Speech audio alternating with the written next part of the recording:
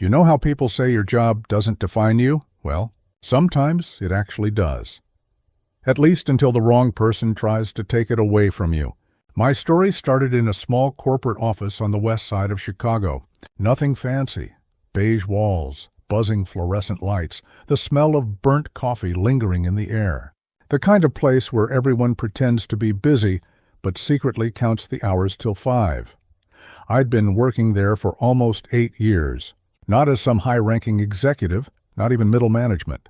Just a steady, reliable operations guy. I made sure things ran smoothly, reports filed, numbers correct, clients updated, machines maintained. I wasn't flashy. I wasn't loud. I just did my job every single day, and maybe that's why people liked me. Not everyone, though. Definitely not my boss, Martin. Martin was one of those people who loved power for the sake of it. The kind of man who wouldn't hold the elevator for you, even if you were 2 steps away. He didn't earn respect, he demanded it. He walked around with his expensive suits and fake confidence like he owned not just the building, but every soul inside it. At first, I tried to stay out of his way. Keep my head down, do my work, avoid unnecessary conversations.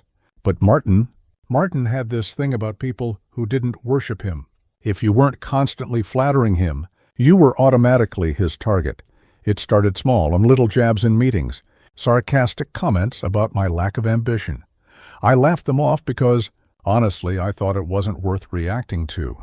But it escalated, slowly, painfully, until one day it crossed a line I'll never forget. That day, I walked into the office like any other. Coffee in one hand, phone in the other, checking emails. The morning briefing was scheduled for 9 a.m., and Martin had called everyone in early. The whole floor was there, maybe 30 people, crammed into the conference room. He walked in late, as usual, his designer shoes clicking against the tile floor, holding a manila folder like it contained the secrets of the universe. He smiled, that fake corporate smile that never reached his eyes, and said, "Good morning, everyone. I hope you're all ready for some constructive feedback." Everyone chuckled politely. I didn't. I already had a feeling this was going to be bad. He started reviewing department performance.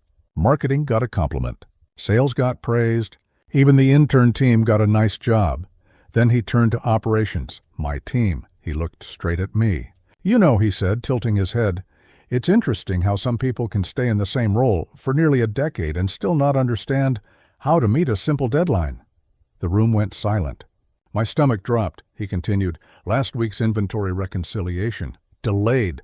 Client report, sloppy formatting, and don't even get me started on that shipping error. Honestly, I'm embarrassed. This department is a reflection of leadership, and right now, it looks like it doesn't have any." People shifted uncomfortably in their chairs. I wanted to speak up, explain, defend myself. But before I could, he raised his hand and said, "Don't worry, I'll make sure everyone knows who's responsible." Then he did something I'll never forget. He turned the projector on and put my name in bold red letters on a slide titled Operational Failures.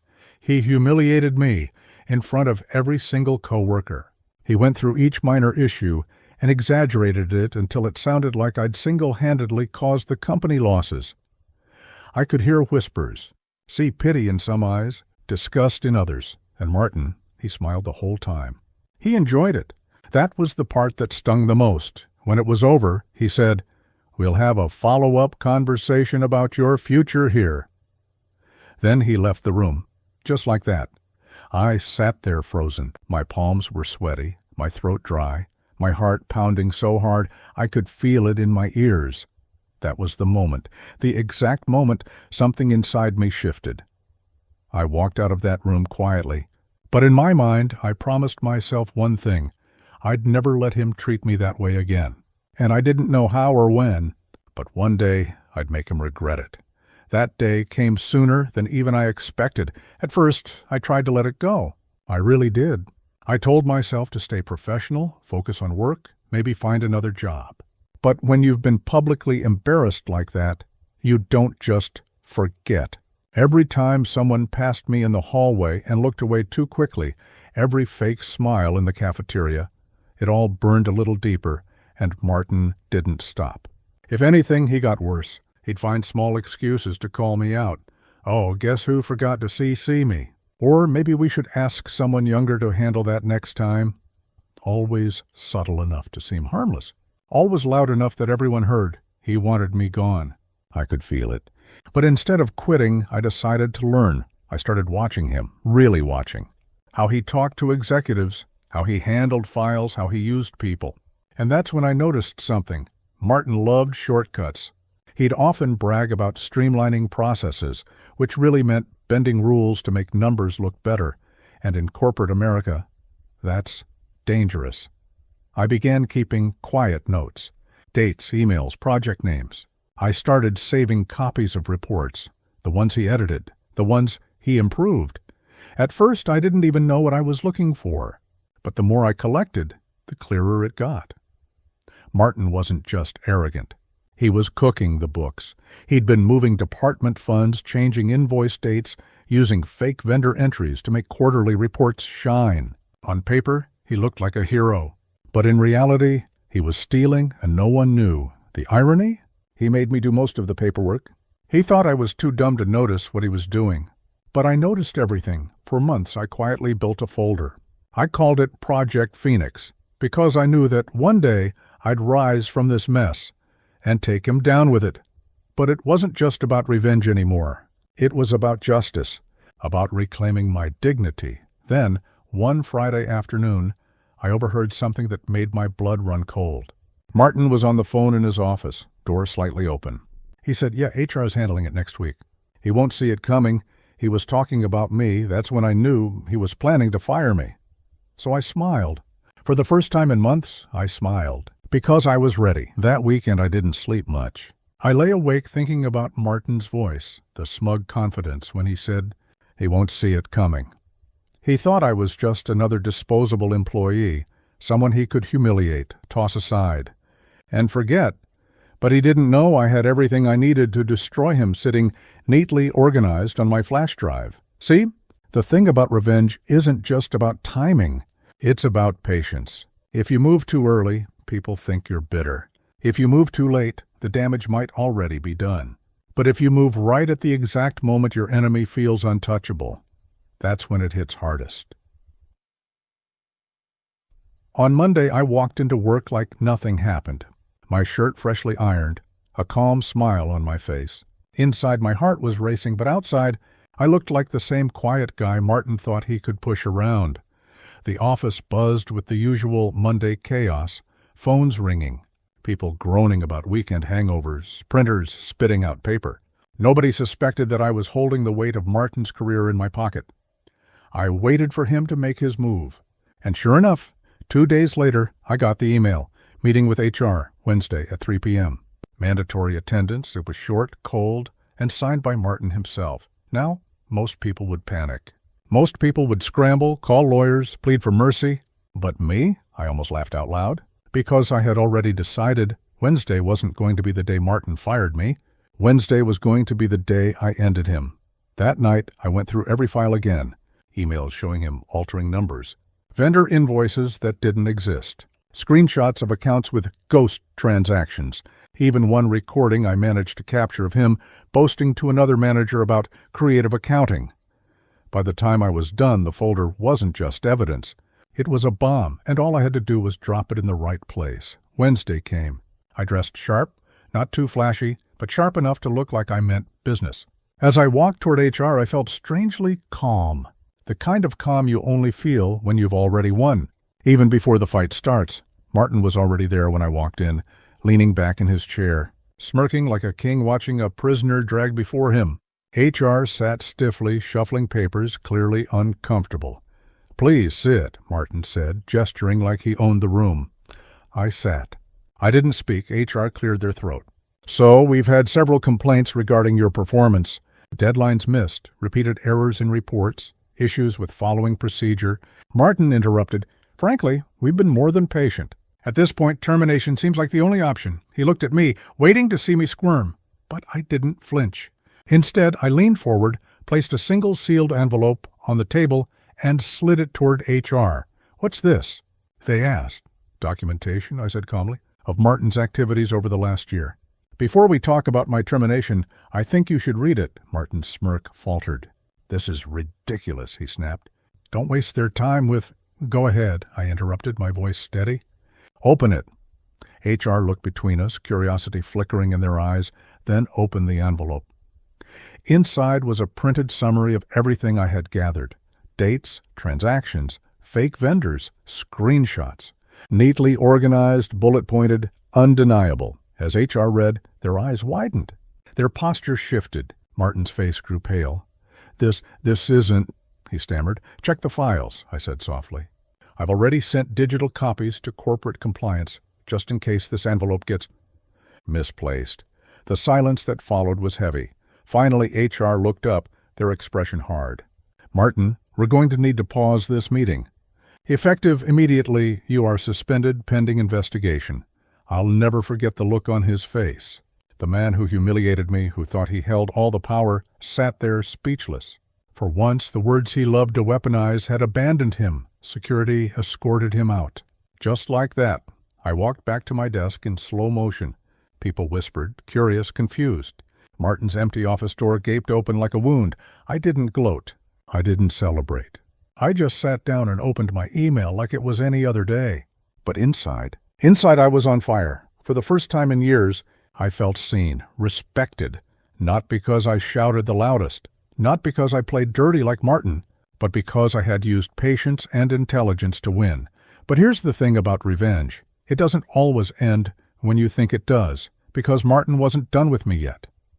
See, a man like him, arrogant, narcissistic, power-hungry, doesn't just fade away quietly. He fights. Even when the battle's already lost, he claws for scraps. And I knew it was only a matter of time before he tried something desperate, and I was right. A week later, I got a call. Not from HR, not from corporate. From a blocked number. When I answered, that familiar voice oozed through the line. "You think you've won?" Martin hissed. "You think this is over?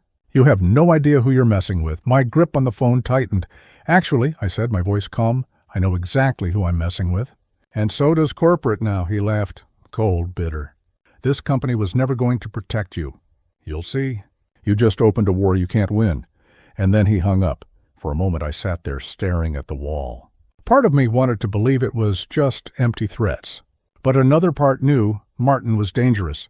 He'd spent years manipulating systems, people, numbers.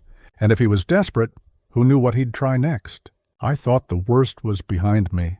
But in reality, the game had only just begun. After that phone call, I couldn't shake the sound of Martin's voice. The anger, the venom, the promise of revenge. See, it's one thing to take down a man's career, but when you take down his ego, when you strip away the very thing he built his identity on, that's when he becomes truly dangerous. For a few weeks, everything at the office seemed calm. Martin was gone. HR barely spoke of him. Corporate sent investigators who quietly asked questions, dug through accounts, cross-checked invoices. I kept my head down, did my work, and pretended like life was normal. But deep down, I knew. Martin wasn't the kind of man who stayed silent. He was planning something. And then, one evening, I got proof.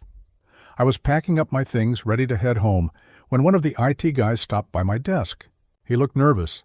"Hey, I probably shouldn't be telling you this," he whispered, glancing around. "But I thought you should know.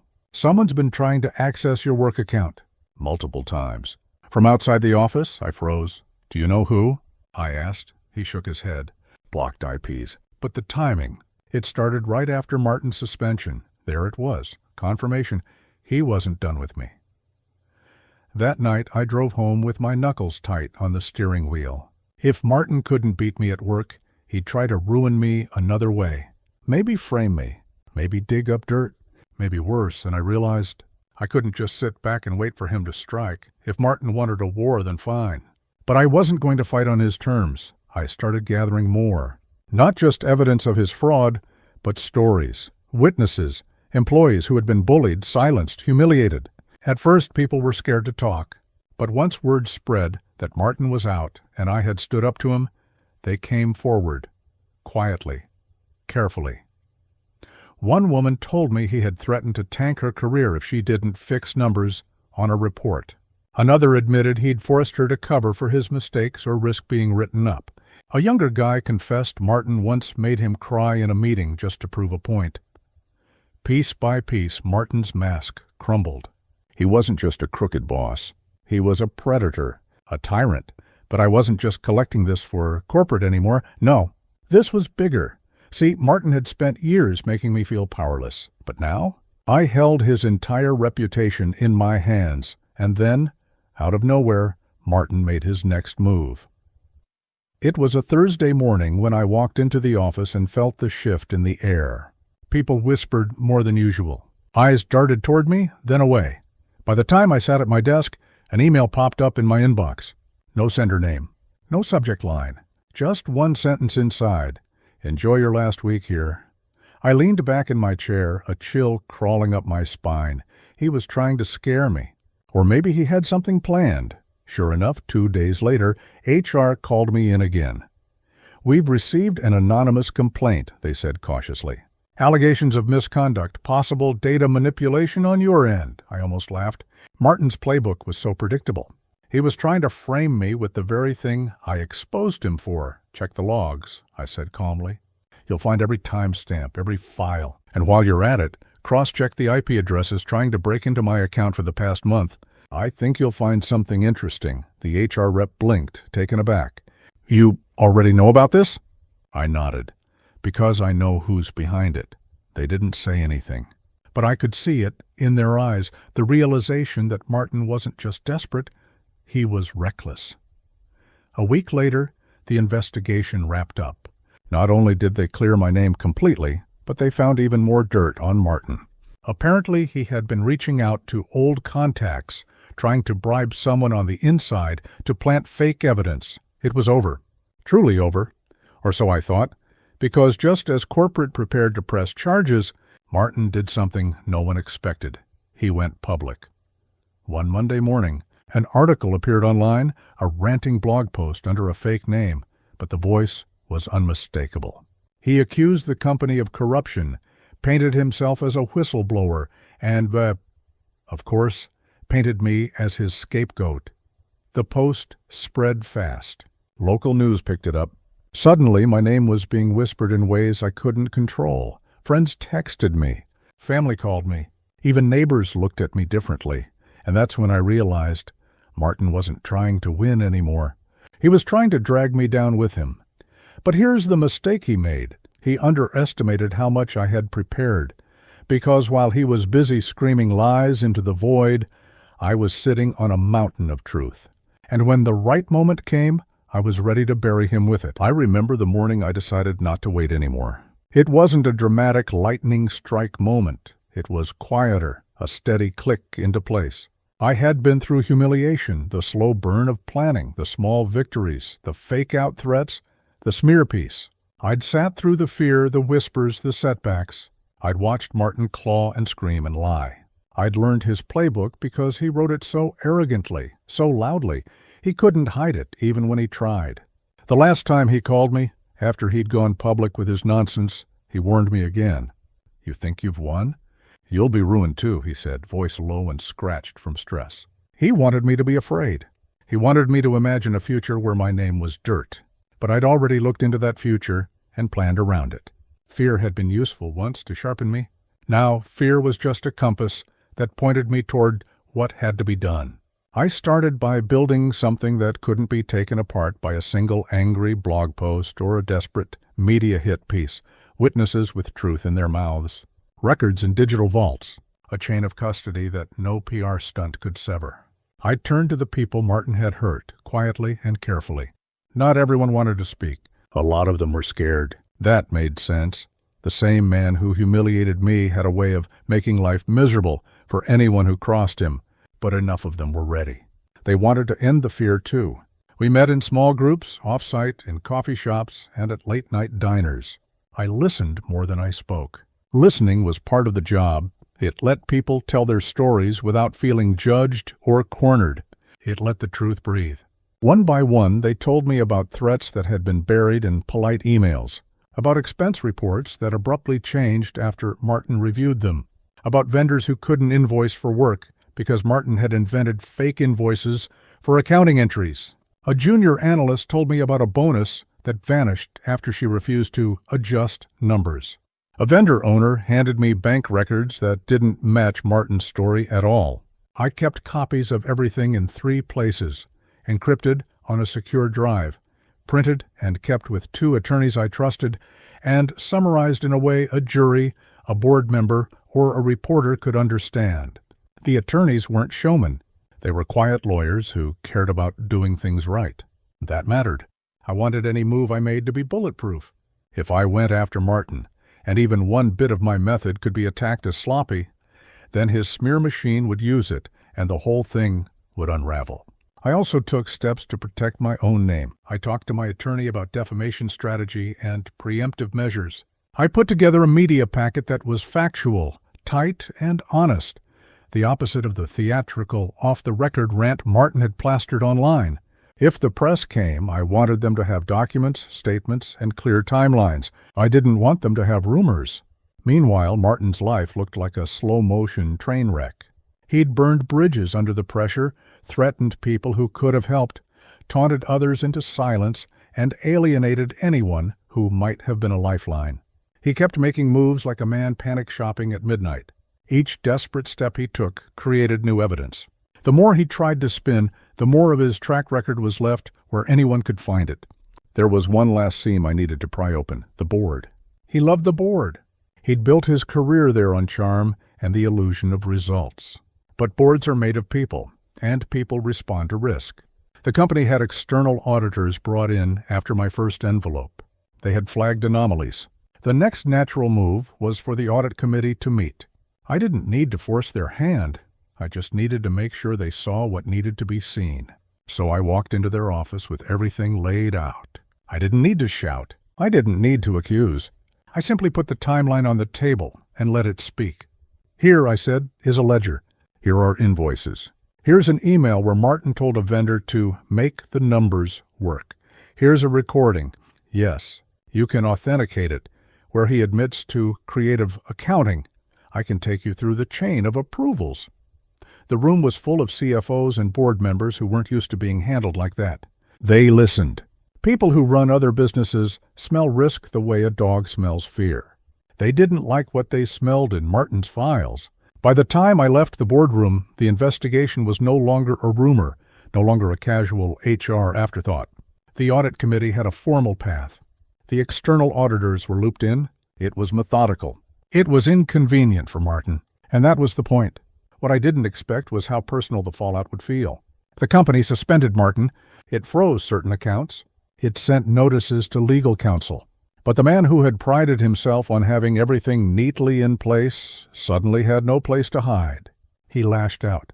He tried to sue. He tried to threaten people who had given statements. He did the childish things bullies do when cornered: call ex-colleagues, leave veiled threats, send frantic emails to anyone who would listen.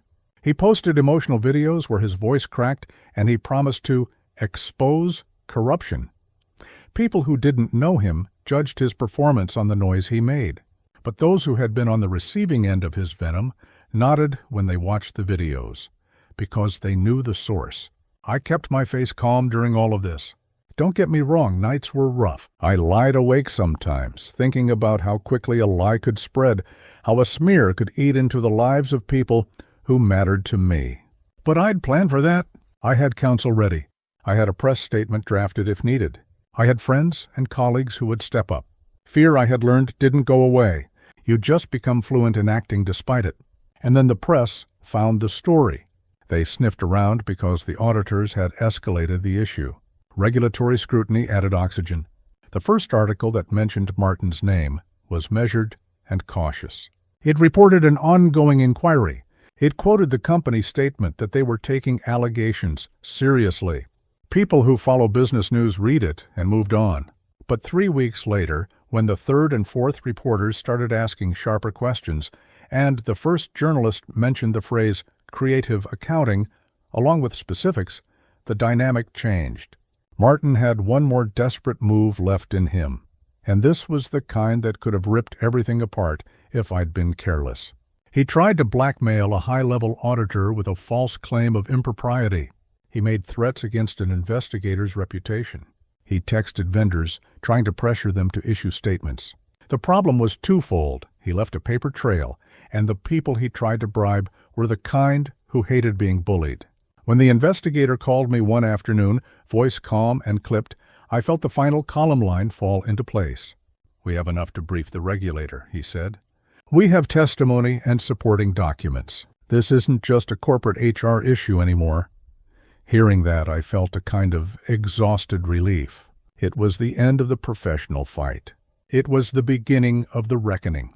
In the press, with auditors and regulators on the case, the company had to act. They issued a statement describing the investigation and the steps being taken, including a referral to law enforcement.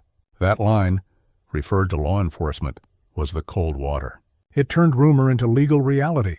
Then came search warrants for Martin's home office, subpoenas to vendors, legal notices that landed like small earthquakes. The scales had tipped. He reacted in the only way a cornered man with a public face can.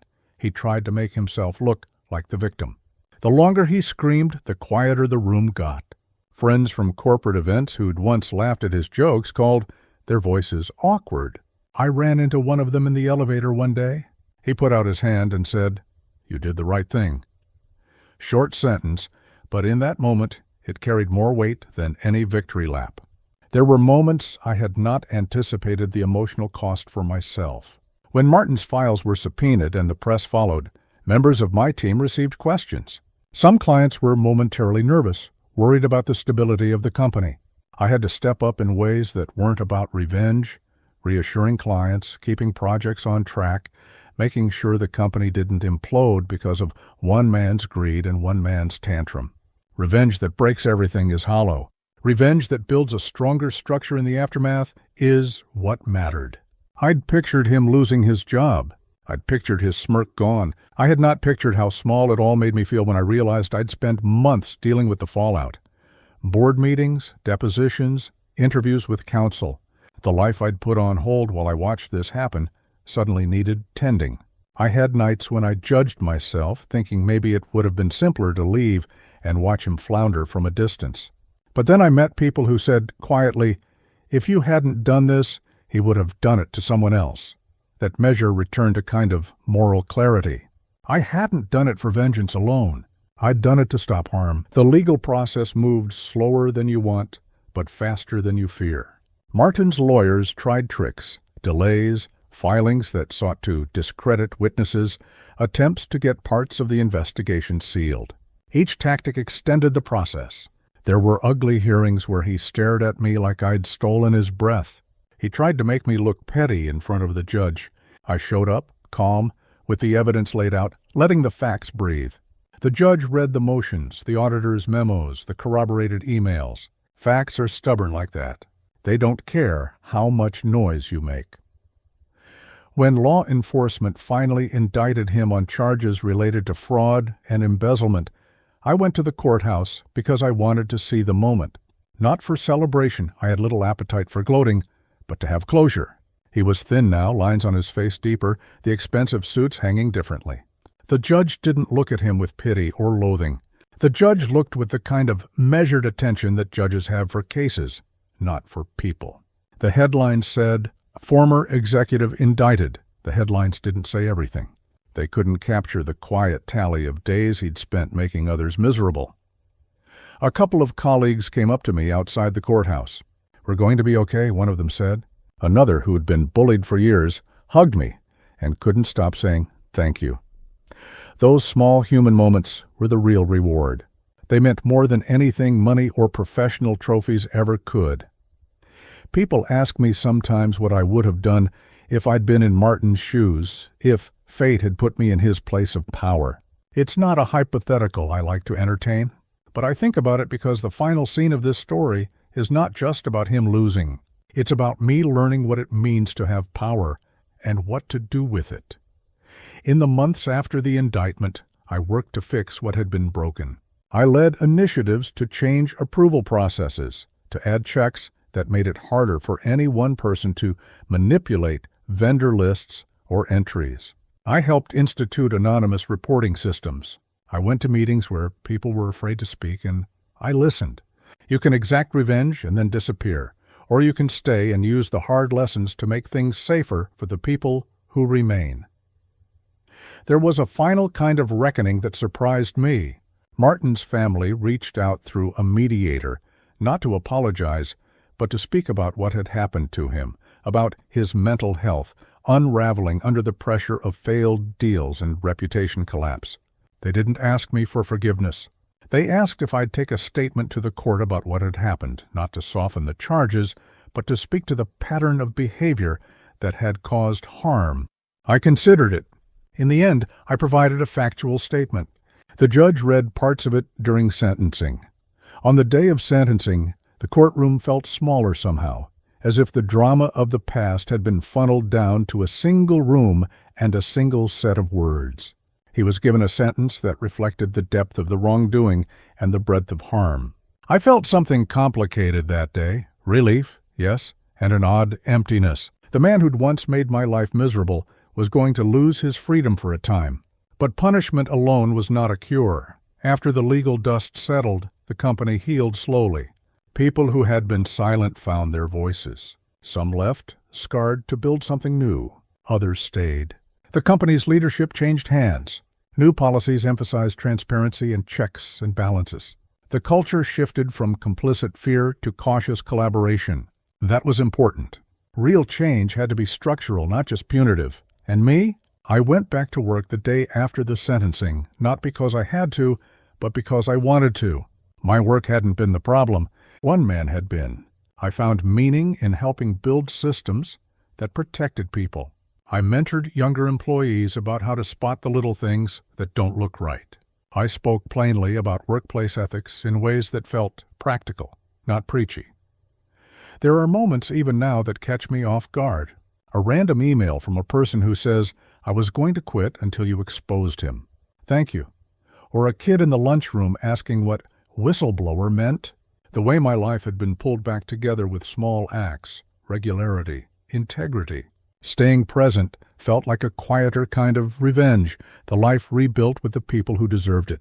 Every so often I see Martin's face in the news, in the way old headlines are republished when a similar corporate scandal breaks. I don't feel glee any longer. I feel a small clinical distance, like a doctor who has seen the consequences of untreated infection and knows the cure is prevention. That's what I focused on since prevention. People often ask whether I forgave him. Forgiveness is complicated. I don't think I owe that to him in any straightforward way. But I chose to stop letting the memory of his cruelty run my internal life. I stopped giving him the exercise of my anger. That, in the end, was the most freeing part. Revenge had been satisfying in the moment.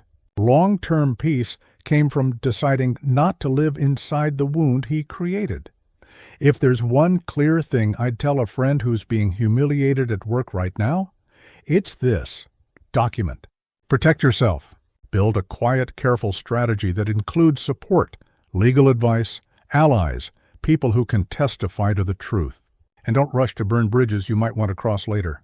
There is dignity in doing things the right way, even when the other person behaves like they're above the rules. So, what did I finally take from him?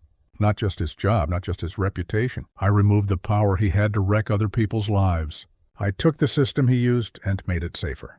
I took back the peace that had been stolen from me. I took the lessons and used them to shelter others. And in the places where he had eroded trust, I helped rebuild it. The last quiet moment of the whole thing was not in a courtroom or a boardroom. It was a simple Thursday morning. I was at my desk, coffee warm beside me, looking at a pile of notes from a meeting about new internal controls. A junior colleague poked his head in, smiling as if he hadn't the courage to come in. He said, "Thanks for what you did back then, for making it okay to speak up." I looked at him and smiled, really smiled, and said, "Just do right." That's all. He left, lighter. The office hummed. The fluorescent lights buzzed their ordinary hum, and for the first time in a long time, my own life hummed along with them. I had been humiliated in front of everyone once. I had been threatened and blackmailed and lied about. I had fought a patient, steady fight and won. But the real prize wasn't the victory itself. It was the ability to sleep without that tightness in my chest, to sit at a meeting without fearing his sneer, to drink coffee with friends, and let the small things be small.